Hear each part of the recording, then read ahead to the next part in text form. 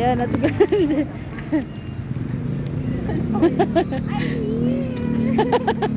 Kasi i-upload natin doon sa ano, sa GC. Ito pa yung kasama namin. Oh. Ayan, ayun, oh.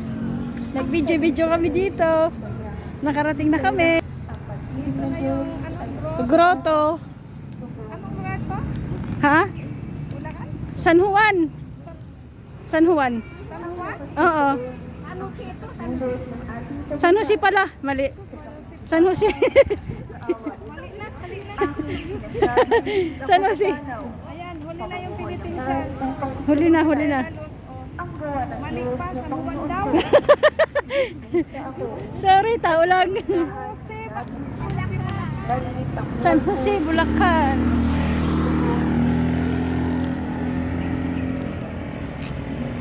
Yan. Ang batong natakwil ng kabayo ng isirang bahay sa lahat ng bato super init.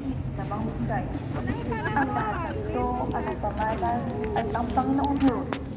Kung iyong mamasdan, ikalaw o kahanga-hanga ang araw na ito, ang Diyos ang nagbigay. Tayo ay magalang at pag-iwang. Ate Goldie, pag gutom tayo, pwede tayo kumain dyan kasi maraming pagkain din dyan eh. Oo, ano? Oo. Oo.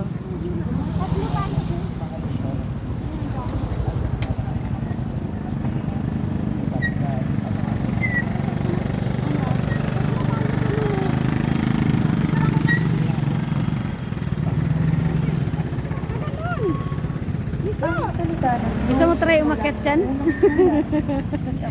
Mamaya. Ah, dyan tayo aakyat?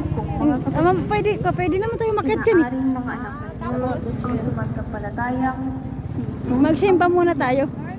at sino mga umiibig sa Ama Ayan, si Doña ay Lorna. umiibig din sa mga anak.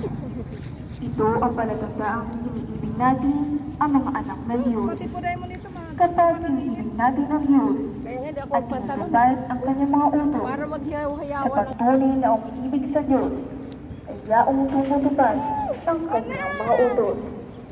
At hindi nyo naghirap sundin ang kanyang mga utos sapagkat napagtatagumpayan ng bawat anak ng Diyos Sabay.